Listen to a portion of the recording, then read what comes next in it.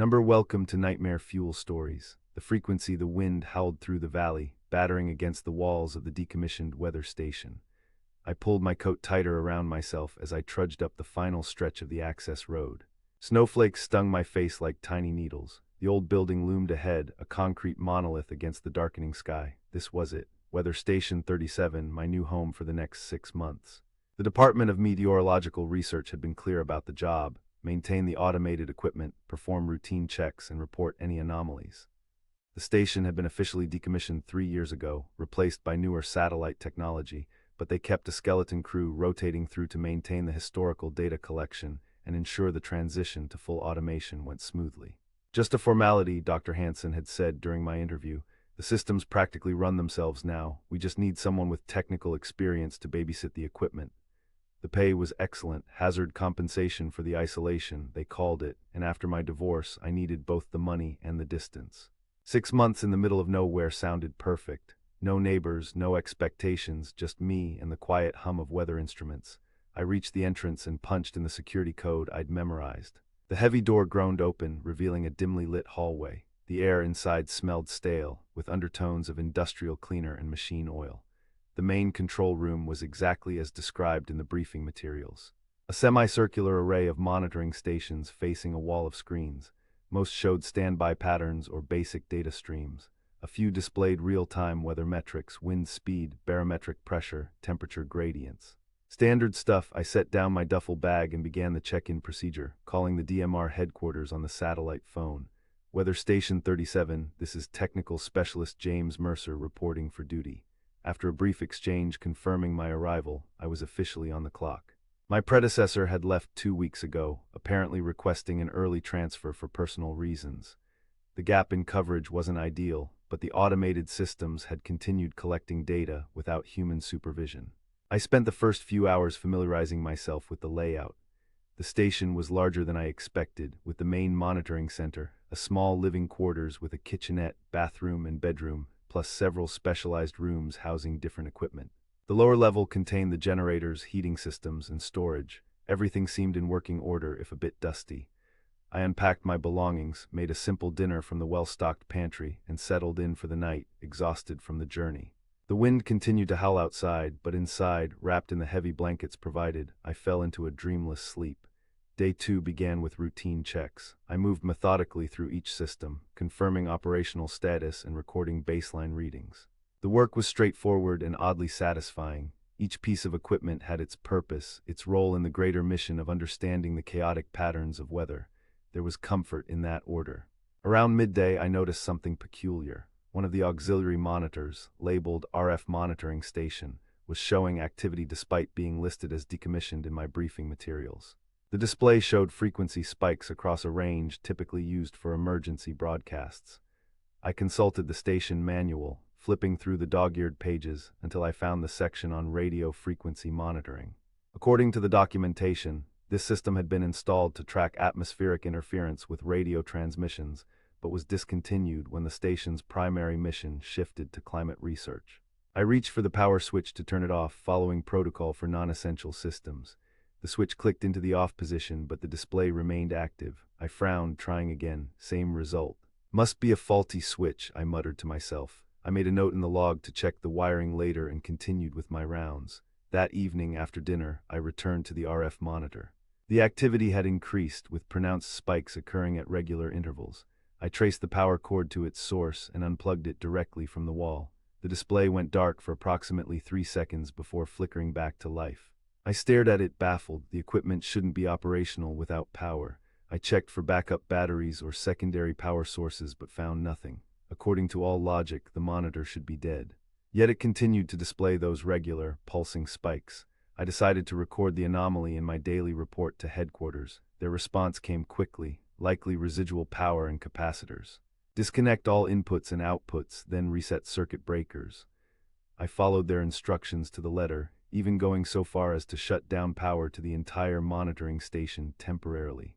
When I restored the main power, every system required manual restarting, except the RF monitor. It was already running, the same pattern of spikes continuing uninterrupted. That's not possible, I whispered to the empty room. The wind outside had died down, leaving an unsettling silence broken only by the occasional electronic beep from the equipment. I stood watching the monitor for several minutes, mesmerized by the rhythm of the spikes. They seemed almost deliberate, like Morse code, but following no pattern I recognized. I decided to record the frequency pattern for further analysis. Perhaps there was a simple explanation, interference from a nearby installation or some atmospheric phenomenon unique to this location. That night I dreamed of those spikes pulsing behind my eyelids like a heartbeat. In the dream, I understood what they were saying. They were calling my name. By the third day, my curiosity had evolved into mild concern. The RF monitor continued its inexplicable operation, and I'd begun to notice other oddities. Equipment that I distinctly remembered turning off would be running when I returned to check on it. The external temperature sensors showed readings inconsistent with the actual conditions outside, registering temperatures 20 degrees below what seemed reasonable, even for this harsh environment. I spent the morning running diagnostics on each system, looking for explanations. Everything checked out normally, which only deepened the mystery. Around noon, I was startled by a burst of static from the communications console. I rushed over, expecting a call from headquarters, but the system showed no incoming transmission. The static continued for approximately 30 seconds before cutting off abruptly. I played back the station's audio recording of the incident. What I heard sent a chill down my spine.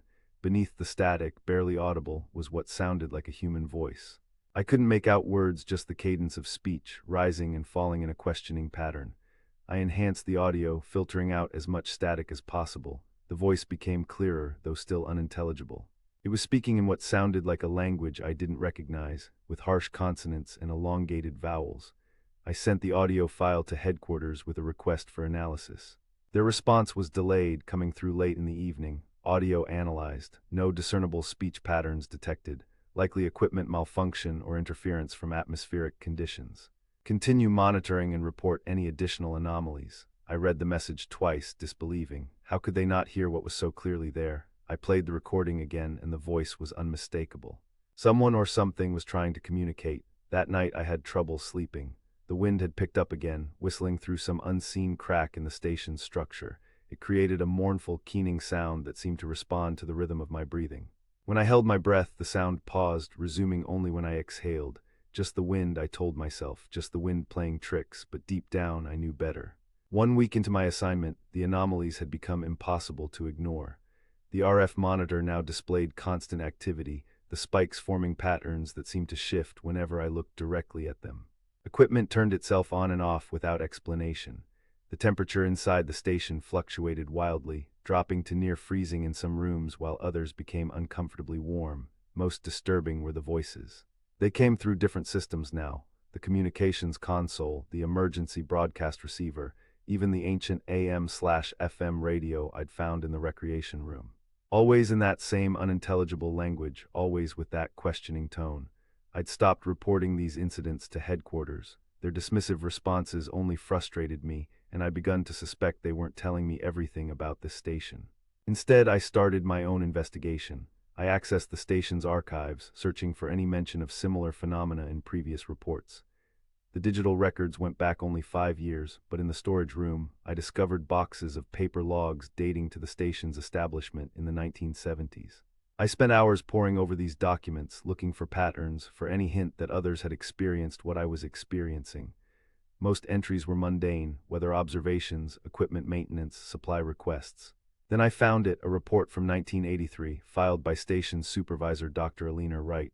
She described unexplained radio frequency anomalies and auditory phenomena resembling human speech. The report included detailed logs of the incidents, complete with dates, times, and weather conditions. What caught my attention was her observation that the phenomena intensified during periods of heightened solar activity. She had mapped the occurrences against solar flare data and found a direct correlation. I quickly accessed the current solar monitoring data. Sure enough, we were in the midst of an unusually active solar cycle, with multiple flares recorded in the past week. Dr. Wright's final entry was abrupt, noting only that she was pursuing alternative explanations for the phenomena. There was no follow-up report.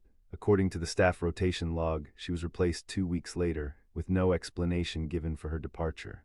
I searched for any mention of Dr. Wright in subsequent logs, but found nothing. It was as if she had been erased from the station's history. That night, the voices came again, louder than before. I sat in the darkness of the control room, listening as they ebbed and flowed through the speakers. For the first time, I thought I recognized a word, my name, distorted but unmistakable.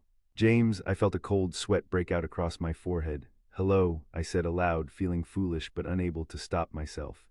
Is someone there? The voices paused, as if surprised by my response. Then they returned, more urgent now, a rapid-fire delivery of sounds that resembled speech but remained just beyond comprehension. Except for my name, that came through clearly, again and again. James, James. James, 2 weeks in, and sleep had become my enemy. Each night brought vivid dreams of vast, incomprehensible spaces and entities that existed between dimensions. I would wake gasping, certain that something had been standing over my bed, watching me with eyes that could perceive frequencies beyond human vision. During the day, I functioned on autopilot, performing my duties mechanically while my mind raced with theories. I'd become convinced that the weather station was more than it appeared, that its true purpose had nothing to do with meteorological research. The evidence was mounting. In my exploration of the facility, I discovered a sealed door in the lower level, unmarked on any of the station schematics. It required a security clearance I didn't possess. The RF monitor now displayed activity across all frequencies, a constant symphony of spikes and valleys that seemed to respond to my movements. When I approached, the patterns became more organized, almost geometric in their precision. And the voices, they were clearer now, as if learning to communicate more effectively. My name was just the beginning. Now I caught other words.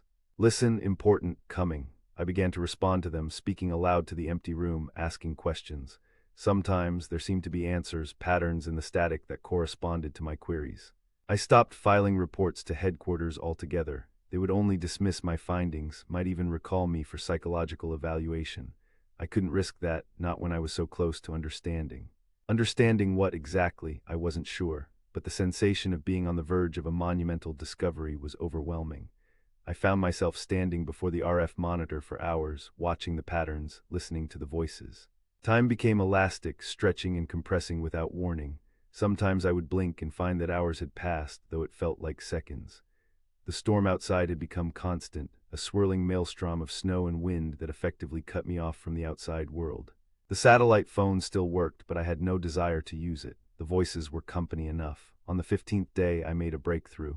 I'd been experimenting with different methods of communication, trying to find a way to make myself better understood by whatever was reaching out through the frequencies. I remembered an old piece of equipment mentioned in Dr. Wright's notes, a frequency modulator designed to translate radio waves into visual patterns. According to her research, certain patterns corresponded to specific emotional states or basic concepts. After hours of searching, I found the device in a storage crate, buried beneath outdated weather balloons and spare parts. It was a simple box with dials and a small screen, powered by batteries that had long since died. I replaced the batteries and connected the device to the RF monitor. Immediately, the screen lit up with swirling, geometric patterns that pulsed in time with the frequency spikes. The patterns were beautiful, complex mandalas of light that shifted and evolved as I watched, and somehow I understood them. Not intellectually, but on some primal, instinctual level. They bypassed language entirely, communicating directly to something deep within my consciousness. They were showing me the truth about Weather Station 37. The station had never been about weather monitoring. That was merely a cover for its true purpose, to serve as a listening post for signals not of this world.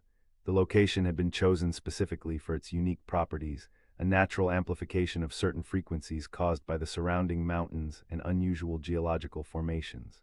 The government had discovered this accidentally in the 1970s during routine atmospheric testing. What they found was a channel of communication, a frequency through which something else was broadcasting.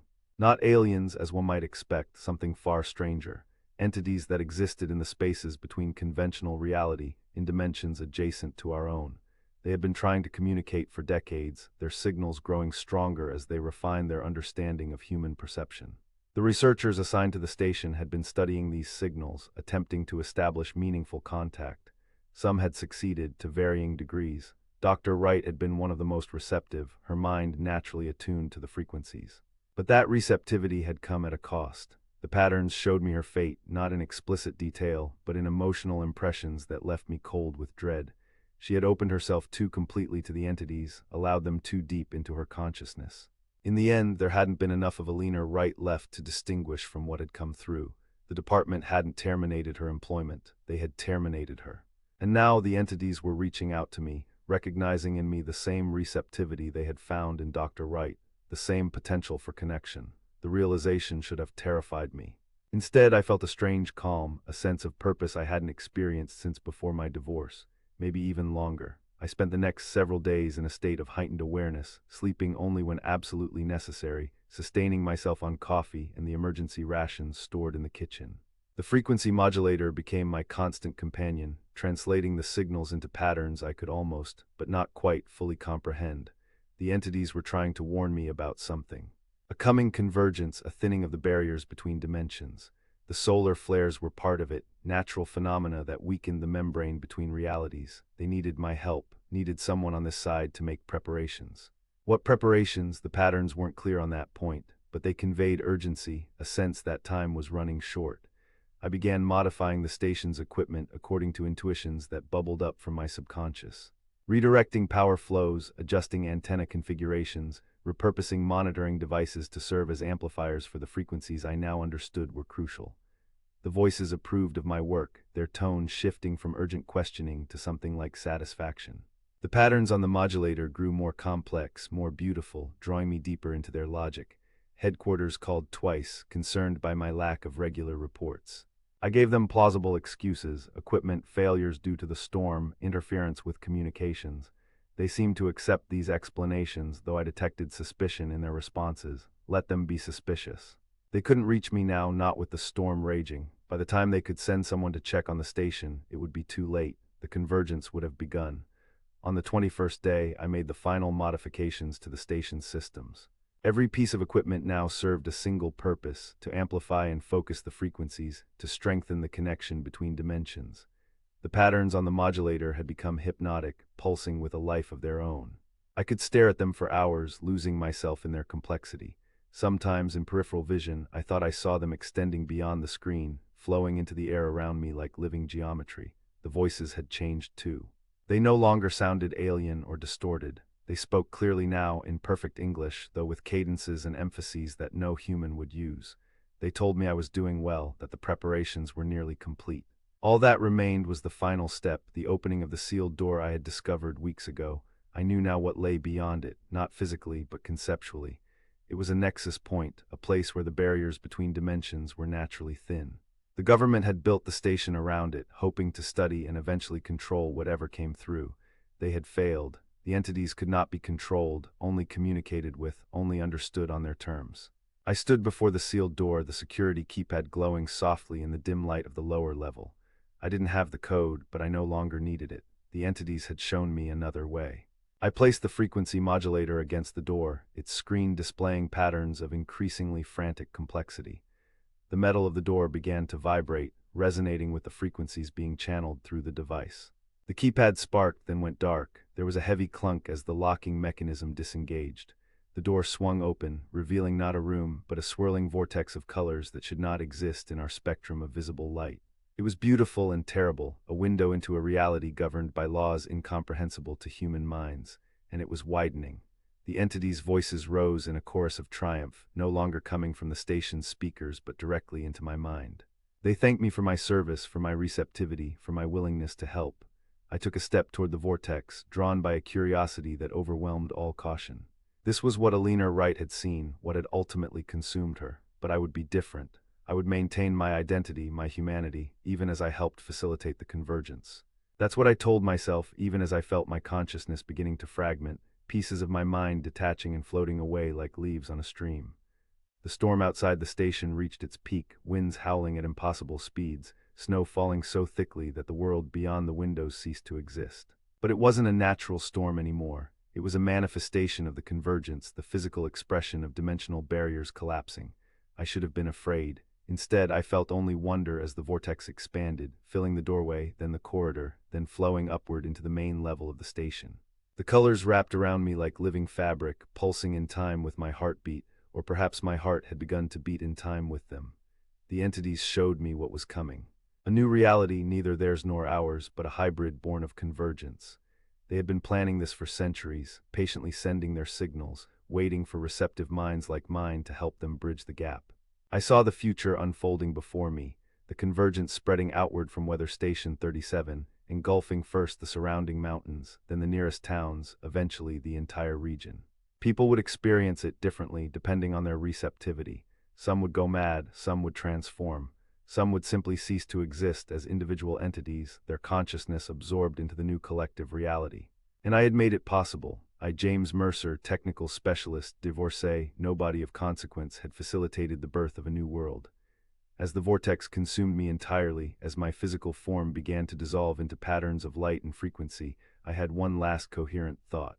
I should have listened to the warnings hidden in the entity's communications, should have recognized the difference between a plea for help and a predator's lure. But it was too late now. The convergence had begun, and I was no longer simply James Mercer. I was becoming something else, something more and less than human, a conduit between dimensions, a translator of impossible frequencies. The last thing I perceived before my individual consciousness faded completely was the satellite phone ringing in the control room. Headquarters, no doubt, making one final attempt to check on the station, to verify that all was well. I wished I could answer, could warn them about what was coming. But my voice no longer worked in ways humans could understand. My thoughts had become patterns, frequencies, colors beyond the visible spectrum. And as Weather Station 37 disappeared into the swirling vortex of convergence, as reality itself bent and transformed around what had once been James Mercer, the entity's voices merged into a single, triumphant chorus. Thank you for your service. The transmission is now complete. Somewhere, in what remained of my human consciousness, I screamed. But the sound that emerged was just another frequency in the symphony of convergence, another note in the music of a reality that should never have touched our own. The decommissioned weather station that wouldn't stay off had finally, permanently, gone dark, not through shutdown, but through transformation into something our world had no words to describe, and it was spreading.